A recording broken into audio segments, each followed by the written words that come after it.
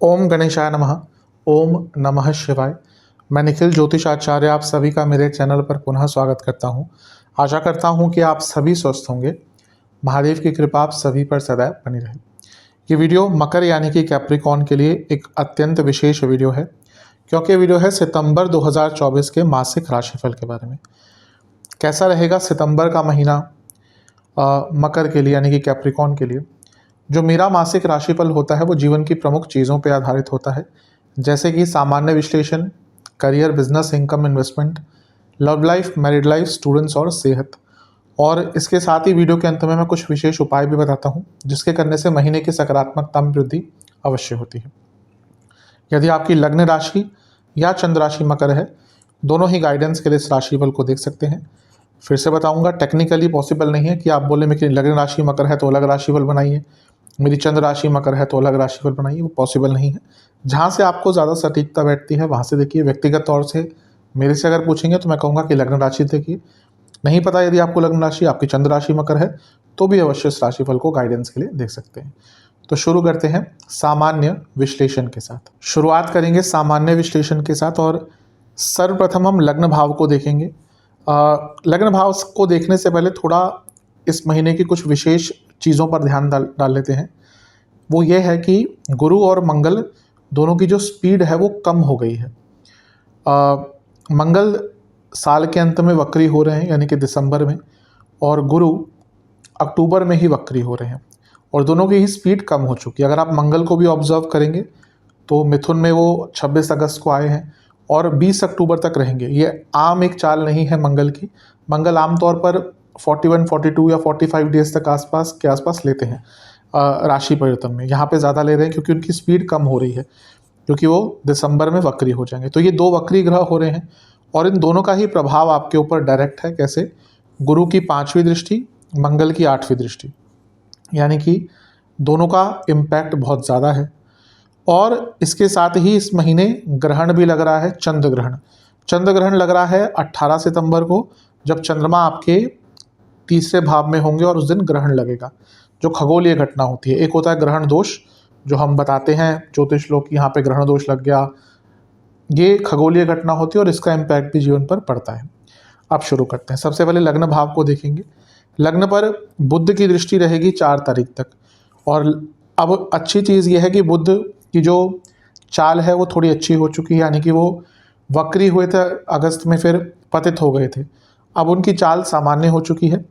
जो थोड़ा सा उथल पुथल उन्होंने आपके जीवन में मचाया होगा, अब उससे निकलने का आपको मौका मिलेगा।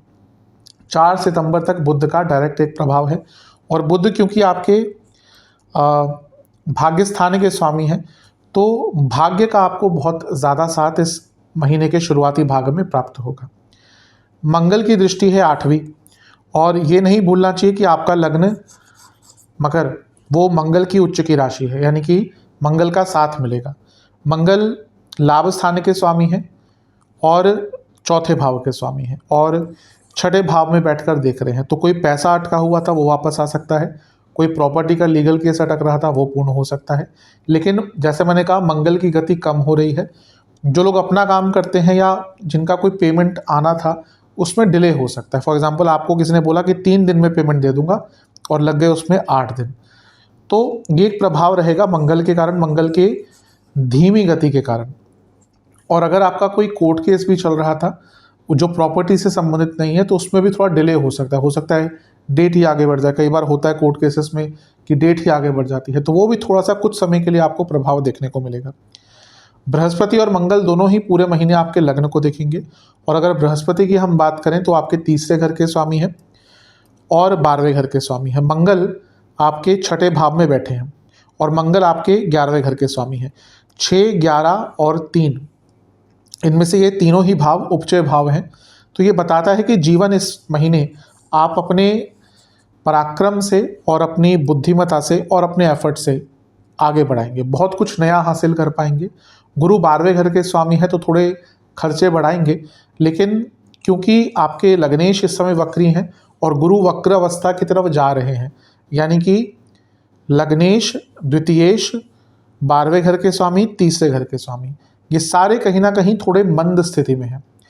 और यहाँ से अगर हम शुरू करें यहाँ तक जाएं तो ये अंतिम भाव होता है, मोक्ष का भाव होता है। ये महीना आप बहुत सारे अपने ऐसे कार्यों को छोड़ पाएंगे जो आपके जीवन में बाधाएं ला रही हैं। वो लोग भी हो सकते हैं, वो आपकी एडिक्शंस भी हो सकती हैं, वो आपकी बुरी आदतें हो सकती हैं, परिस्थितियां हो सकती हैं। कभी कभी परिस्थितियों से निकलने के लिए हमें बड़े डिसीजन लेने पड़ते हैं और ये महीना परिस्थितियों से निकलने के लिए, कुछ पॉजिटिव करने के लिए, कुछ बड़े डिसीजन लेने के लिए बहुत उपयुक्त है। तो एक प्रकार से कुछ चीज़ों का अंत होगा और नई चीज़ों की शुरुआत होगी, तो ये आपके लिए अच्छा ही दिख रहा है। अब चलते हैं ग्रहों के गोचर की तरफ। सबसे पहला जो गोचर इस महीने का होगा वो होगा बुध महाराज का, और बुध आपके अष्टम भाव में 4 तारीख को आकर बैठ जाएंगे और यहाँ पर अति विशेष बुध आदित्य योग बनाएंगे। अब ये स्टूडेंट्स के लिए अच्छा है, स्पेशली जो रिसर्च बेस्ड स्टूडेंट्स हैं उनके लिए अच्छा है। और क्योंकि यहाँ पे दोनों ही ग्रह मिलकर धन स्थान को देखेंगे तो अचानक से धन की प्राप्ति दिख रही है, क्योंकि अष्टम भाव अचानक से धन की प्राप्ति करवाता है और ये धन स्थान है। और यहाँ पर 2 विपरीत राजयोग बन रहे हैं आपके। कैसे? एक तो बुध छठे घर के स्वामी हैं और 8वें घर में बैठे हैं, एक विपरीत राजयोग, और सूर्य 8वें घर के स्वामी हैं, 8वें घर में बैठे हैं, एक और विपरीत राजयोग। तो 2 विपरीत राजयोग आपके धन स्थान को देख रहे हैं और आपके लग्नेश और धनेश को देख रहे हैं। धन से संबंधित, एंसेस्ट्रल प्रॉपर्टी से संबंधित, personal life, financial life, business, इनसे संबंधित कुछ भी आपके जो कार्य अटक रहे थे वो इस विपरीत राजयोग के कारण पूर्ण हो सकते हैं। सूर्य सरकारी कार्य है, बुध लीगल कार्य, लीगल में भी अदालती कार्रवाई ज़्यादा दिखाता है। तो अगर कोई आपकी एंसेस्ट्रल प्रॉपर्टी पे अदालती कार्रवाई चल रही थी, उसको सॉल्व करने के लिए अच्छा समय है, या कोई लीगल केस बहुत लंबा चल रहा था, उलझ रहा था, उसको थोड़ा सा म्यूचुअल कॉम्प्रोमाइज़ के द्वारा सुलझाने का समय है, तो ये भी अच्छा है। लेकिन शनि सूर्य जब भी समसप्तक में आते हैं तो थोड़ा सा बुरा प्रभाव देते हैं। अपनी सेहत को लेकर ध्यान दीजिएगा, क्योंकि अष्टम भाव आयु स्थान है और सूर्य जो है वो आपके लिए अच्छे ग्रह नहीं माने जाते। तो जब सूर्य अष्टम भाव में आएंगे और वक्री शनि को देखेंगे और समसप्तक योग बनेगा, तो इस महीने थोड़ा सा, स्पेशली 16 तारीख तक, जब तक सूर्य महाराज का राशि परिवर्तन नहीं हो जाता, आपको बहुत ज़्यादा केयरफुल रहने की आवश्यकता है। इसके बाद जो गोचर होगा वो सूर्य महाराज का ही होगा। सूर्य 16 तारीख को आपके नवम भाव में आ जाएंगे और 2 दिन बाद शुक्र आपके 10वें घर में आ जाएंगे। तो इन दोनों का ही प्रभाव आसपास ही होगा। सूर्य अष्टम में आएंगे, नीच अभिलाषी हो जाएंगे और केतु के साथ बैठ जाएंगे। तो यहाँ पर ग्रहण दोष लग गया। एक तो ग्रहण लगेगा अभी 3रे भाव में, यहाँ पर सूर्य पर ग्रहण दोष लग गया। अब ये थोड़ा मिश्रित प्रभाव देगा। ये आपके अपने बॉसेस से संबंध बिगाड़ सकता है और इसके साथ ही आपके पिताजी की सेहत के लिए समय अच्छा नहीं होगा। ध्यान रखिएगा, अगर उनको ऑलरेडी कोई हेल्थ इशू चल रहा था तो ध्यान रखिएगा। अब यहाँ पर अगर हम देखें तो सूर्य अष्टमेश है और मंगल भी देख रहे हैं 6ठे भाव से। ये थोड़ा बहुत आपके लिए भी इंजरी के योग बना देता है। तो 16 तारीख के बाद का जो समय है वहाँ पर आपको थोड़ा सा केयरफुल रहना है। लेकिन ये अवश्य है कि जब सूर्य नवम में आएंगे केतु के साथ, किसी आध्यात्मिक जगह पर किसी आध्यात्मिक व्यक्ति से मिलने का या फिर घर में कोई अनुष्ठान कराने का अवसर आपको प्राप्त हो सकता है। शुक्र 10वें भाव में आ जाएंगे 18 सितंबर को और यहाँ पे तो बहुत उच्च कोटि का राजयोग बनाएंगे। ना केवल राजयोग बनाएंगे, ये पंच महापुरुष योग भी बनाएंगे जिसको मालव्य कहते हैं। और शुक्र आपके योग कारक हैं। इस महीने का जो सबसे अच्छा प्रभाव है वो शुक्र के कारण है। जो कई नेगेटिव चीज़ें भी मैंने बताई है ना, वो शुक्र के कारण बहुत हद तक धूमिल हो जाएंगी, क्योंकि शुक्र योग कारक है और योग कारक ग्रह का 10वें भाव में आना, वो भी अपनी ही राशि में आना, यानी कि कार्यों में रुकावटें तो आएंगी, लेकिन इस योग कारक ग्रह की स्थिति के कारण 18 तारीख के बाद आपकी कई प्रॉब्लम्स सॉल्व हो जाएंगी। तो ये मान के चलिए कि 18 तारीख से पहले शायद थोड़ा सा डामाडोल रहे, उसके बाद जीवन बहुत स्थिरता प्राप्त करेगा, बल्कि गति प्राप्त करेगा। ग्रहण की बात कर लेते हैं। 3रे भाव में ग्रहण लग रहा है। मैं कई बार बताता हूँ, कोई ऐसी जगहें होती हैं, कोई ऐसे भाव होते हैं जहाँ पर बुरे योग भी अच्छा प्रभाव देते हैं, उसमें से 3रा भाव है। तो ग्रहण का लगना 3रे भाव में आपके लिए अच्छा रहेगा। आपके अंदर इस महीने, जैसे मैंने शुरू में 1-2 बार बोला है, कि एक क्षमता रहेगी बड़े डिसीजन लेने की, क्षमता रहेगी चेंजेस लाने की। देखिए, कोई भी चेंज हो ना, या कोई भी बड़ी चीज़ हो, वो कहीं ना कहीं इनिशिएट होती है, यानी कि कहीं ना कहीं उसमें पहला कदम रखना होता है। जो आज के टाइम में बहुत सक्सेसफुल कोई बिजनेसमैन है, उसने कहीं ना कहीं तो पहले कदम से स्टार्ट किया होगा ना, और वही जो पहला कदम है सबसे मुश्किल होता है और कई लोग वहीं पे चूक जाते हैं। वो जो पहला कदम होता है ना, वो तीसरा भाव ही होता है, ये इनिशिएशन का होता है।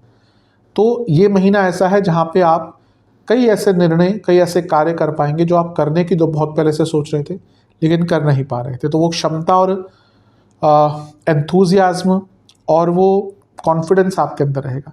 नेगेटिव क्या होता है कि जब तीसरे भाव में ग्रहण लगता है तो भाई बहनों से संबंध बिगड़ते हैं, यात्राओं में विघ्न आते हैं और कभी कभी यात्रा पे छोटी मोटी चोट भी लग जाती है और sometimes you can be over excited. तो इस चीज़ पर या इन सब चीज़ों पर थोड़ा सा ध्यान देना है, इन सब चीज़ों से बच के रहना है। चीज़ मैं बताना भूल गया वो है कि आपका 16 तारीख से लेकर 23 तारीख के बीच में परिवर्तन योग भी बनेगा। वो बनेगा बुध और सूर्य के बीच में। सूर्य बुध की राशि में यानी कि कन्या में 16 तारीख को आ जाएंगे और बुध सूर्य की राशि में होंगे, तो ये परिवर्तन योग बनेगा। अब परिवर्तन योग कुछ कुछ बहुत अच्छे होते हैं, जैसे 10वें घर और 11वें घर के बीच में बन गया तो वो परिवर्तन योग बहुत अच्छा होता है। दूसरे और 11वें के घर बीच में बन गया, बहुत अच्छा परिवर्तन योग होता है। लेकिन यहाँ पर जो परिवर्तन योग बन रहा है ये थोड़ा सा कष्टकारी है, पुनः फादर की सेहत के लिए, बॉसेस से संबंध के लिए और इंजरी के लिए। यहाँ पे इंजरी भी आपको हो सकती है। अब ज्योतिष में हम बोलते हैं कि इंजरी हो सकती है, तो वहाँ पे क्या ध्यान रखना है, वहाँ पे कोई भी रिस्क टेकिंग एक्टिविटी नहीं करनी। अब आपको पता है कि यहाँ पर थोड़ा सा कष्टकारी टाइम है और आप चले गए बंजी जंपिंग के लिए, तो फिर ज्योतिष को सुनने का कोई तात्पर्य नहीं रहता। तो इस पीरियड में आप रिस्क टेकिंग एक्टिविटीज़ से दूर रहेगा। व्हीकल अगर चलानी है तो बहुत केयरफुल होकर, और अगर अवॉइड भी कर सकते हैं तो आपके लिए अच्छा है। बुध का गोचर हो जाएगा 23 तारीख को और बुध आपके नवम भाव में आकर बैठ जाएंगे। ये अच्छा है क्योंकि नवम भाव भाग्य स्थान है और बुध खुद भाग्येश है, तो यहाँ से भाग्य का साथ मिलेगा। और अगर हम देखें, थोड़ी सी नज़र डालें तो गुरु की दृष्टि भी है, मंगल की दृष्टि भी है, तो नवम भाव आपका परम एक्टिवेट हो जाएगा। और 23 को जब बुध आएंगे, क्योंकि उनके अपने घर है, अपनी राशि है, यहाँ पे उच्च के हो जाएंगे तो और एक्टिवेट कर देंगे। यानी कि महीने के अंत में भाग्य का भरपूर साथ मिलने वाला है और उसके दम पर बहुत कुछ आप प्राप्त कर पाएंगे। क्योंकि अगर भाग्य बली तो इंसान बाहुबली, क्योंकि भाग्य के बिना सक्सेस नहीं होती। मेरे को आज ज्योतिष प्रैक्टिस करते हुए इतना समय हो गया, कहीं ना कहीं जो भी व्यक्ति एक अच्छे लेवल पर पहुंचा हुआ है बिना भाग्य के नहीं पहुंचता। कहीं ना कहीं कुंडली में भाग्य स्थान का, और कई योग होते हैं, भाग्य स्थान का केवल यहाँ से नहीं देखा जाता, और भी कई चीज़ होती है। नवांशा कुंडली बहुत इंपॉर्टेंट होती है। तो कहीं ना कहीं भाग्य उज्ज्वल होता है तभी व्यक्ति का जीवन उज्ज्वल होता है। तो यहाँ पर भाग्य स्थान एक्टिवेटेड है, अवश्य महीने के अंत में लाभ उठाइएगा। महीना अच्छा दिख रहा है, जो भी मैंने नेगेटिव चीज़ें कही हैं ध्यान दीजिएगा। शुक्र का गोचर अवश्य आपके जीवन में बहुत अच्छे परिवर्तन 18 तारीख के बाद लेके आएगा। विशेष प्रेडिक्शन, ये महीना ऐसा है जहाँ पर आपको अपनी एडिक्शन से निकलने का मौका मिलेगा।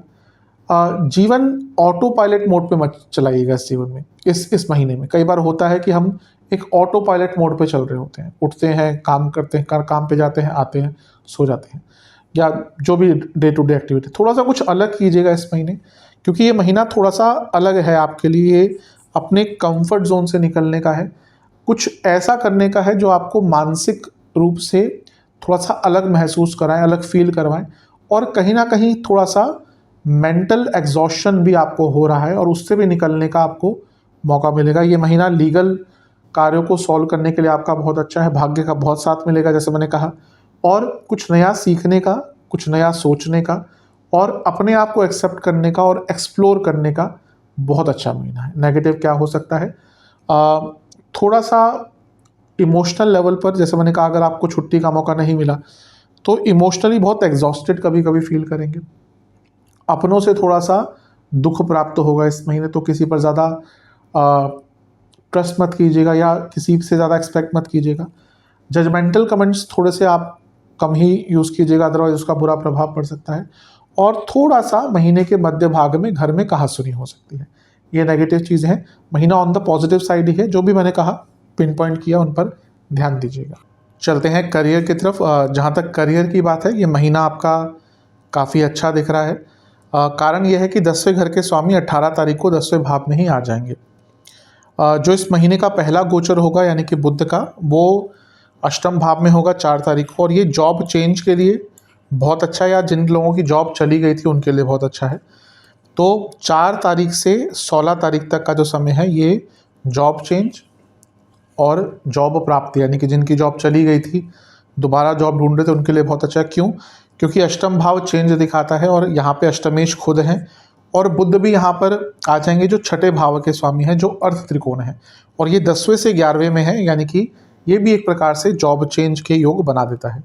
तो 4 से लेकर 16 ये पीरियड जॉब चेंज करने वाले लोगों के लिए बहुत अच्छा है।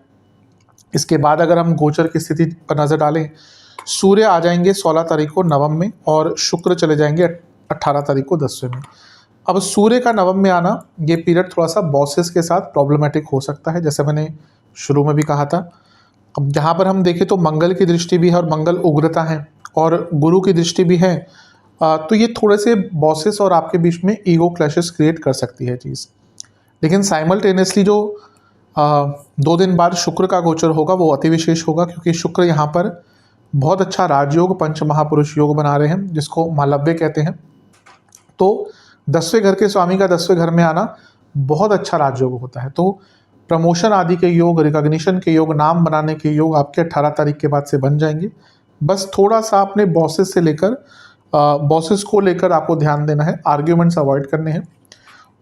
बुध 23 तारीख को यहाँ पे आ जाएंगे तो वो चीज़ों को संभाल लेंगे, लेकिन 16 से लेकर 23 तारीख यहाँ पे अपने बॉसेस से थोड़ा सा बच के रहिएगा।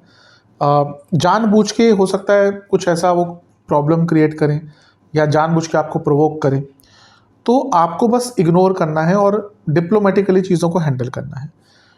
ग्रहण भी लग रहा है इस महीने, जैसे मैंने कहा था तीसरे भाव में लग रहा है, और क्योंकि ये भी 18 तारीख को लगेगा और नवम भाव को प्रभाव रहेगा दृष्टि द्वारा ग्रहण का, तो ये बता रहा है कि वही पीरियड 18 के आसपास का या 16 से 23 के आसपास का ये आपके बॉसेस के साथ संबंध थोड़े बिगाड़ सकता है। बड़े लेवल पे कहें तो इसमें मैनेजमेंट के कारण भी थोड़ी प्रॉब्लम आ सकती है। और अगर आपकी कंपनी में ऑलरेडी वो चल रहा है कि लोगों को निकाल रहे हैं, ले ऑफ जिसको कहते हैं, या कंपनी की हालात अभी बहुत अच्छी नहीं है, तो थोड़ा सा केयरफुल रहेगा। मैनेजमेंट के कारण भी थोड़ी दिक्कत आ सकती है इस पीरियड में। उसके बाद 23 तारीख के बाद फिर भी चीज़ें बहुत हद तक ठीक हो जाएंगी। शुक्र का 10वें घर में आना थोड़ा सा ऑफिस पॉलिटिक्स भी लेकिन इंडिकेट करता है, लेकिन क्योंकि शुक्र अपनी राशि में है तो उतना प्रभाव नहीं देगा जितना हो सकता था। विशेष प्रेडिक्शन मेरी तरफ से इस महीने में भाग्य का साथ महीने के अंत में मिलेगा। आपको कुछ बड़ा या कुछ अलग करने का मौका भी दिया जा सकता है। कुछ गड़बड़ अगर हुई थी तो उससे निकलने का भी अवसर प्राप्त होगा और कहीं ना कहीं आगे बढ़ने के मौके आएंगे। ये महीना जॉब चेंज का बहुत अच्छा है, जैसे मैंने इंडिकेट कर ही दिया, और अगर जॉब चेंज होती है तो अच्छी जॉब मिलेगी। और सबसे इम्पॉर्टेंट चीज़ ये है कि इस महीने आपको कुछ ऐसा कार्य करने का अवसर मिलेगा जो आपको एक प्रोफेशनल सेटिस्फैक्शन भी दे सकता है। बस ये कहूँगा कि एस्केपिस्ट मत बनिएगा और गुस्से पर थोड़ा सा नियंत्रण रखिएगा। नेगेटिव चीज़ें अगर मैं कुछ ज़्यादा बताऊँ तो वो यही है कि कभी कभी एग्रेशन बहुत ज़्यादा आ सकता है और कुछ बड़ा कार्य स्टार्ट कर देना विदाउट प्रॉपर गाइडेंस कार्य क्षेत्र में, ये दिखाने के लिए कि हाँ मैं कुछ बड़ा कर सकता हूँ या कर सकती हूँ, वो भी आपको नुकसान देकर जा सकता है। तो इन सारी चीज़ों पर ध्यान दीजिएगा। महीना अच्छा है, लेकिन जो भी मैंने नेगेटिव चीज़ें पिन पॉइंट कही हैं ध्यान दीजिएगा। चलते हैं बिजनेस की तरफ। थोड़ा मिश्रित महीना है, यहाँ पे भी कहूँगा महीने के मध्य भाग के बाद चीज़ें बदलेंगी, लेकिन शुरुआत में थोड़ा सा एहतियात या थोड़ा सा ध्यान आपको दिखाना पड़ेगा। सप्तम भाव होता है बिजनेस का और यहाँ पे बुध रहेंगे 4 तारीख तक, जो अच्छा है। प्रॉब्लम कब स्टार्ट होगी? जब बुध का गोचर हट जाएगा। बुध 4 तारीख को आपके अष्टम भाव में आ जाएंगे। अब ये भी ठीक है अपने नाते से, क्योंकि सप्तम से दूसरे भाव में बुध आदित्य योग बन गया, लेकिन प्रॉब्लम क्या है? सप्तम भाव पाप कर्तरी में है, क्योंकि एक साइड मंगल है और एक साइड सूर्य है, तो ये एक प्रभाव रहेगा। दूसरा, सप्तम से अष्टम में वक्री ग्रह है, यानी कि शनिदेव, ऑलरेडी थोड़ा सा स्लो डाउन आ रहा होगा, और सप्तम से लाभ में गुरु भी धीरे हो रहे हैं। तो इस महीने पाप कर्तरी योग के कारण थोड़े से लॉसेस हो सकते हैं। जो वक्री ग्रहों का प्रभाव है वो पेमेंट्स में मंदता ला सकता है, और इसके साथ ही कुछ गलत डिसीजंस आप महीने के शुरुआती भाग में ले सकते हैं। तो कोई भी आपको बड़ा निर्णय अगर लेना है तो आप उसको महीने के मध्य भाग के बाद लीजिएगा। जैसे जैसे महीना आगे बढ़ता जाएगा वैसे वैसे बिजनेस में वृद्धि होती जाएगी। जो गोचर की स्थिति है वो बदलेगी। सूर्य 16 तारीख को आपके नवम भाव में आ जाएंगे और शुक्र 18 को आपके 10वें घर में आ जाएंगे। अब क्योंकि शुक्र का कर्म भाव पर प्रभाव है तो हर चीज़ पर इम्पैक्ट पड़ेगा, इवन इंक्लूडिंग बिजनेस। तो बिजनेस में आपको 18 तारीख के बाद बहुत लाभ प्राप्त होगा। सूर्य जो सप्तम से दूसरे घर के स्वामी है वो भाग्य स्थान में चले जाएंगे, यानी कि भाग्य का साथ मिलेगा आपको धन प्राप्ति के लिए। और फिर बुध का भी जो गोचर है वो भी अच्छी स्थिति में जाएगा। बुध बिजनेस की या व्यापारिक क्षमता के या व्यापार में पैसा कमाने के कारक होते हैं, तो बुध उच्च के हो जाएंगे और ये सब सप्तम से तीसरे भाव में होगा, यानी कि करियर में एक गति प्रदान होगी। मंगल भी देख रहे होंगे नवम भाव को, गुरु भी देख रहे होंगे, तो आपके जो रुके हुए कार्य हैं वो महीने के अंतिम भाग में बनने शुरू हो जाएंगे। एक चीज़ का ध्यान रखना है कि सप्तम से भाग्य स्थान में ग्रहण लग रहा है 18 तारीख को, तो यहाँ पर भाग्य पर भरोसा ज़्यादा मत कीजिएगा। जहाँ पर भी लगे कि यहाँ पर ट्रस्ट नहीं हो रहा तो कोई कॉन्ट्रैक्ट साइन मत कीजिएगा। और अगर फैमिली बिजनेस है तो ये समय वो है जहाँ पर बिजनेस के कारण फैमिली में झगड़े हो सकते हैं और उसका एक इम्पैक्ट अवश्य पड़ता है, तो इन सारी चीज़ों का ध्यान दीजिएगा। विशेष प्रेडिक्शन, जैसे जैसे महीना आगे बढ़ेगा एक नकारात्मकता का जो भाव है वो कम होता रहेगा। अपने बिजनेस को एक्सपैंड करने का मौका भी आपको इस महीने मिल सकता है। और सबसे इम्पोर्टेंट चीज़ ये है कि आपको एक्सप्लोर करने का मौका मिलेगा, शुरुआती भाग में नहीं लेकिन अंतिम भाग में। यात्राएं भी करनी पड़ेंगी अपने बिजनेस को लेकर, लोगों से मिल पाएंगे, नई पार्टनरशिप नई एसोसिएशन स्टार्ट हो सकती हैं, लेकिन सारा मैं कहूँगा ये सब महीने के अंतिम भाग में ही ज़्यादा दिख रहा है। शुरुआती जो भाग है वो रिस्क फ्री अगर बिताएंगे तो आपके लिए ज़्यादा अच्छा है। कुछ नेगेटिव चीज़ें, कभी कभी चीज़ों को प्री प्लान ज़्यादा कर देना वो इस महीने तंग कर सकता है कि बहुत कुछ प्लानिंग करके रख ली और पता चला कि जो उसका मूल तत्व है वही गायब है या फिर वो इम्प्लीमेंटेबल नहीं है, वो नेगेटिव चीज़ें देंगी। संभावनाएं ना ढूंढना, ऑप्शंस ना रखना अपने पास, वो इस महीने प्रॉब्लम दे सकती है। जो बिज़नेस करते हैं उनको हमेशा एक से ज़्यादा ऑप्शंस रखने चाहिए कि अगर यहाँ से माल नहीं आ रहा तो बाकी कहाँ से आएगा माल। यहाँ से आपको अचानक से अगर मैन पावर की कमी होगी तो कहाँ से अरेंज कर सकते हैं, या कोई प्रोडक्ट नहीं मिल रहा तो कहाँ से अरेंज कर सकते हैं। तो वो हमेशा ऑप्शंस खुले होने चाहिए। थोड़ा सा डिले होगा, लेकिन अगर आप अच्छी तरह से मैनेज नहीं कर पाए तो वो डिले थोड़ा सा नेगेटिव रिजल्ट दे सकता है। तो इन सारी चीज़ों पर ध्यान दीजिएगा। अच्छा ही महीना है। जैसे मैंने कहा कि जैसे जैसे महीना आगे बढ़ेगा चीज़ें बेटर होती जाएंगी। हैं इनकम, इन्वेस्टमेंट और एक्सपेंसेस की तरफ। जहाँ तक इनकम की बात है ठीक ठाक है महीना। जैसे मैंने कहा 2 मंद ग्रहों का या 2 स्लो होते हुए ग्रहों का लग्न पर प्रभाव है, तो उसका इम्पैक्ट हर चीज़ पर पड़ेगा।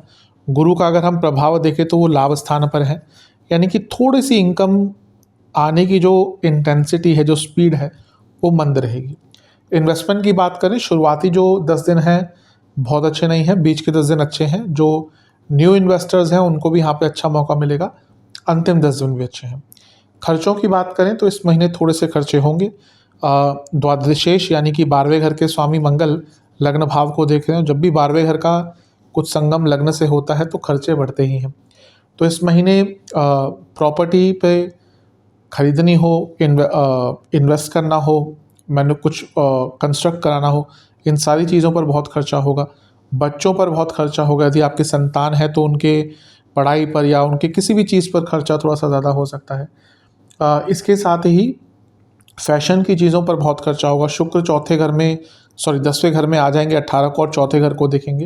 ये इंडिकेट करता है कि घर में कुछ महंगे सामान आते हैं, कुछ लग्जूरियस चीज़ें आती हैं और व्यक्ति अपने लिए भी कुछ महंगा सामान खरीदता है। कुछ ऐसी चीज़ आप इस महीने खरीदेंगे जो आप बहुत टाइम से सोच रहे थे। ऑब्वियसली कुछ अगर लग्जूरियस चीज़ होती है तो उस पर खर्चा ज़्यादा होता है। और कपड़ों पर, कॉस्मेटिक्स पर, और इसके साथ ही अपने यात्राओं पर आपको इस महीने बहुत ज़्यादा खर्चा करना पड़ेगा। हैं लव एंड रिलेशनशिप की तरफ। नो कॉन्टैक्ट सिचुएशन की बात करें, बहुत ज़्यादा संभावना तो नहीं दिख रही।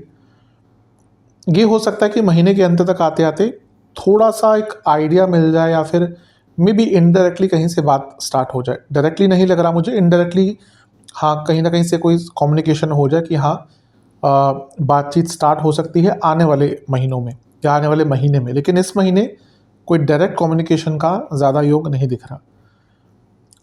नए रिलेशनशिप की बात करें, उसकी भी संभावना बहुत कम है, बहुत ज़्यादा नहीं है।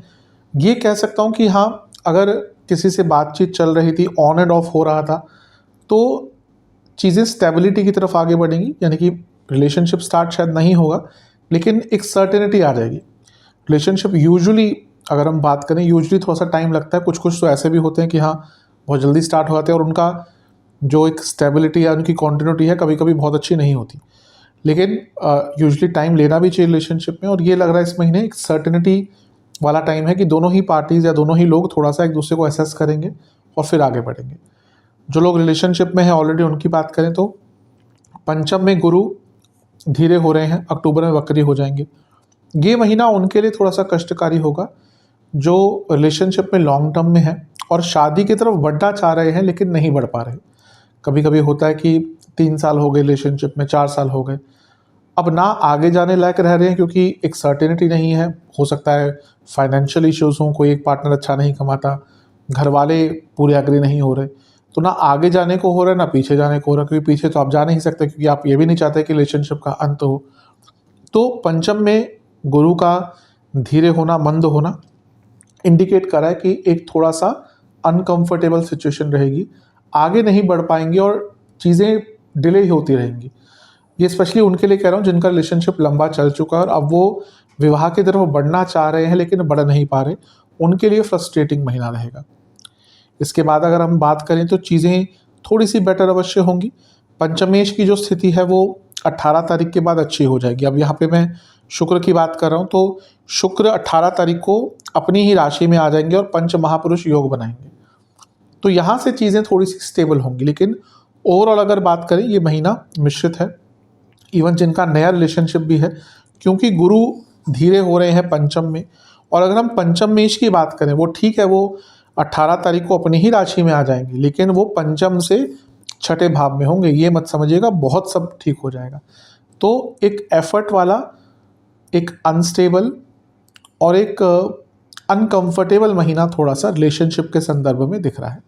विशेष प्रेडिक्शन, अगर आपको दिख रहा है कि कोई प्रॉब्लम है रिलेशनशिप में तो हाथ पे हाथ धर कर बैठिए, उस चीज़ को सॉल्व कीजिए। इवन अगर पैशन की कमी है, इंटीमेसी की कमी है, तो उस चीज़ को भी एड्रेस कीजिए। कई बार होता है कि फिजिकल इंटीमेसी और रिलेशनशिप आज की टाइम पहले जैसा नहीं रहा कि लोग विवाह के बाद ही फिजिकल इंटीमेट होते हैं। आजकल तो बहुत पहले ही वो चीज़ें स्टार्ट हो जाती हैं। अब उसको हम सही और गलत के पैमाने पे नहीं कर सकते क्योंकि समाज है और समाज कहीं ना कहीं हमसे ही बनता है। तो ये नहीं कह सकते कि वो गलत है, सही है, वो हमारे पास कोई मॉरल राइट नहीं होता।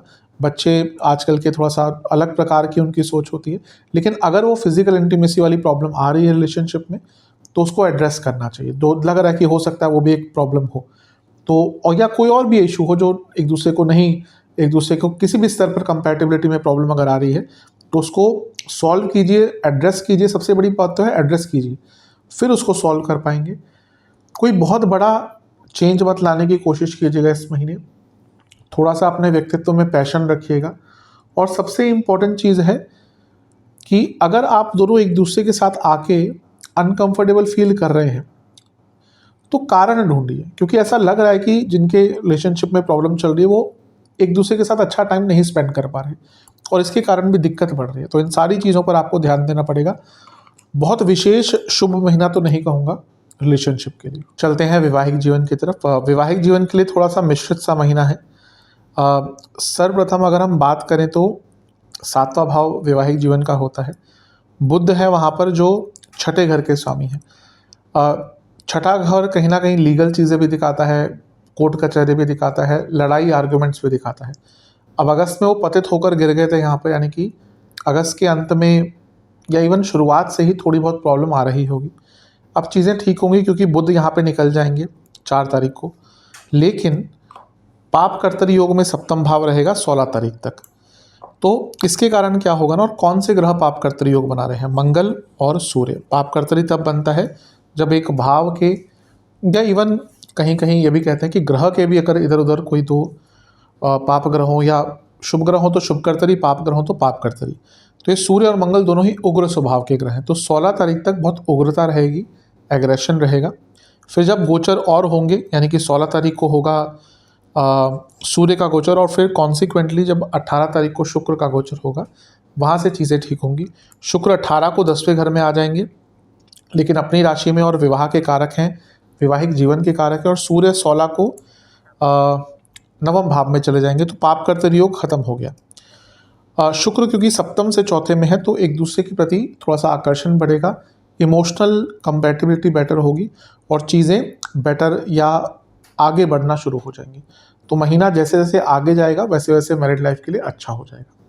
ध्यान एक और देना है कि सप्तम से नवम में ग्रहण लग रहा है, तो थोड़े से ईगो क्लैशेस 18 तारीख के आसपास हो सकते हैं और इन लॉज तंग कर सकते हैं आपको, या इन लॉज के कारण 18 तारीख से 4-5 दिन पहले 4-5 दिन बाद तक प्रॉब्लम आ सकती है, उस पर ध्यान देना है। विशेष प्रेडिक्शन, ये महीना इस प्रकार का है जब थोड़ा सा पैशन महीने के अंत में बढ़ेगा, और जब पैशन बढ़ता है, अट्रैक्शन बढ़ता है, तो जो प्रॉब्लम होती हैं थोड़ी सी कम लगना शुरू हो जाती हैं। पेशेंस दिखाना पड़ेगा और उसी के साथ ट्रस्ट आएगा, और थोड़ा सा अपने आप को स्पेस भी दीजिएगा। मुझे लग रहा है कि इतने चीज़ें चल रही हैं जिसके कारण आप अपने आप को मानसिक रूप से कोई स्पेस दे ही नहीं पा रहे, अपने लिए एक मी टाइम नहीं निकाल पा रहे, और उसके कारण प्रॉब्लम और बढ़ती जा रही है। तो मैं ये कहूँगा कि महीने के शुरुआती भाग में ही अपने लिए भले थोड़ा सा टाइम निकाल लें, 2 दिन अलग स्पेंड कर लें अपने लाइफ पार्टनर से, छुट्टी पे चले जाएं, दोस्तों के साथ चले जाएं, बहुत इंपॉर्टेंट होती है ये चीज़ें भी। दोस्तों के साथ 2-3 दिन बिता लें, दोनों के लिए ही कह रहा हूँ मैं, ऐसा नहीं कि सिर्फ मेल्स के लिए, दोनों के लिए। तो उससे क्या होगा ना कि एक फ्रेशनेस माइंड में आएगी, और जो प्रॉब्लम्स हैं वो छोटी लगनी शुरू होगी। कई बार होता है ऐसा, आप इवन अपने जीवन में आप देखिए, आप बहुत फ्रस्ट्रेटेड फील कर रहे हैं, 2 घंटे के लिए बाहर चले जाइए घूमने, आप आएंगे तो आपका नज़रिया बदल जाएगा। तो ये महीना एक मेंटल ब्रेक आपको चाहिए, जिसका एक अच्छा प्रभाव लेटर ऑन महीने के अंत में आपकी मैरिड लाइफ पर पड़ सकता है। मिश्रित सा महीना है, बहुत बुरा तो नहीं कहूँ। स्टूडेंट्स की तरफ चलते हैं, एग्जाम से स्टार्ट करेंगे। शुरुआती 10 दिन बहुत अच्छे हैं, बीच के 10 दिन बहुत शुभ हैं, अंतिम 10 दिन थोड़े से कष्टकारी तो नहीं कहूँगा, लेकिन यहाँ पे आप मानसिक वेदना से गुजरेंगे और उसका एक बुरा प्रभाव पड़ सकता है। ओवरऑल स्टूडेंट्स की बात करें तो पंचम में गुरु है, अपने आप में अच्छी चीज़ है। छठे भाव में मंगल है जो कंपटीशन के कारक हैं, और ये भाव भी कंपटीशन का बहुत अच्छा है। मंगल का स्थापित होना छठे भाव में बहुत अच्छा होता है कंपटीशन के लिए। और पंचमेश भी महीने के अंत में यानी कि 18 तारीख को आपके 10वें घर में आ जाएंगे। तो ये बता रहा है कि अच्छा महीना है। इवन जो स्टूडेंट जॉब ढूंढ रहे थे उनके लिए भी 18 तारीख के बाद का जो टाइम है बहुत अच्छा रहेगा। तो ओवरऑल महीना ठीक है। बुध की स्थिति भी अच्छी हो जाएगी। पहले बुध 4 तारीख तक सप्तम में रहेंगे, उसके बाद वो बुध आदित्य योग बनाएंगे अष्टम में, फिर वो नवम में जाकर भी बुध आदित्य योग बनाएंगे। तो अच्छा महीना है, लाभ उठाएगा। विशेष प्रेडिक्शन, ऑप्शंस और अपॉर्चुनिटी दोनों ही बहुत आएंगी, आगे बढ़ने के मौके मिलेंगे, कम्युनिकेशन बेटर होगी, और इस महीने कुछ ऐसा आपको प्राप्त हो सकता है जो आपको मानसिक, भौतिक, बौद्धिक तीनों ही स्तर पर कुछ अच्छा रिजल्ट देकर जाएगा। एकमात्र चीज़ का ध्यान देना है कि तबीयत का। स्टूडेंट्स के लिए इस महीने हो सकता है कि आपका कोई क्रूशल इवेंट हो और आपकी तबीयत खराब हो जाए। फॉर एग्जांपल आपका कोई एग्ज़ाम है और आपकी तबीयत खराब हो जाए, तो क्या करना है? अगर एग्ज़ाम है, जैसे हम छोटे थे तो हमारे बड़े कहते थे कि एग्ज़ाम से 1 हफ्ते पहले घर से बाहर निकलना बंद कर दो, बाहर का खाना बंद कर दो। तो वही आपको कहूँगा कि अगर कोई एग्ज़ाम है, करीबन 5-6 दिन पहले, 1 हफ्ते पहले बाहर का खाना, बाहर जाना, ज़्यादा घूमना फिरना बंद कर दीजिए, क्योंकि अगर बीमार पड़ गए, जो थोड़े से इंडिकेशन है, तो फिर प्रॉब्लम आ सकती है। महीना अच्छा है। सेहत की बात करते हैं। जहाँ तक सेहत की बात है तो कुछ चीज़ों को लेकर ध्यान ज़्यादा देना है। अगर बीपी की प्रॉब्लम है, ब्लड प्रेशर, बहुत ध्यान दीजिएगा। अगर आपको लिवर संबंधित कोई रोग है, एसिडिटी बहुत रहती है, तो ये दोनों ही चीज़ें तंग करेंगी। स्किन डिसऑर्डर्स हो सकते हैं, प्राइवेट पार्ट से जुड़ी प्रॉब्लम तंग कर सकती है, और हार्मोनल प्रॉब्लम तंग करेंगी। शुरुआती 10 दिन गले के रोग, कफ रोग बहुत रहेंगे, नींद ढंग से नहीं आएगी, स्किन डिसऑर्डर्स। बीच के 10 दिन नसों के रोग, बॉडी में हीट बहुत जनरेट होगी, यानी कि पित्त बढ़ेगा, और ENT से संबंधित रोग यानी कि ईयर, नोज, थ्रोट। और जो अंतिम 10 दिन है, जिनको हृदय संबंधित रोग है, थोड़ा सा ध्यान दें। बीपी की प्रॉब्लम बढ़ेगी, सर के रोग तंग करेंगे, और पुनः पित्त यानी कि एसिडिटी आदि, इंडाइजेशन आदि, ये सब प्रॉब्लम बढ़ सकती है। आगे बात करते हैं। एक ही बार ये उपाय आपको करना है। सबसे पहले शिव मंदिर में गंगा जल से महादेव का अभिषेक करना है। ओम नीलकंठायन महामंत्र का जाप करना है 108 बार या फिर 27 बार। शनि देव को 4 सरसों के तेल के दिए अर्पण करने हैं, और हनुमान बाहुक का शनि चालीसा का 2-2 बार पाठ करना है। और हो सके तो शनि मंदिर में कुछ भी खाने का सामान, या बजरंग बली के मंदिर में कुछ भी खाने का सामान दान में दीजिएगा। आशा करता हूँ कि वीडियो आपके काम आएगा। चैनल पे नए हैं, सब्सक्राइब कीजिए, वीडियो को लाइक कीजिए। मिलता हूँ अगली वीडियो में, तब तक के लिए ओम नमः।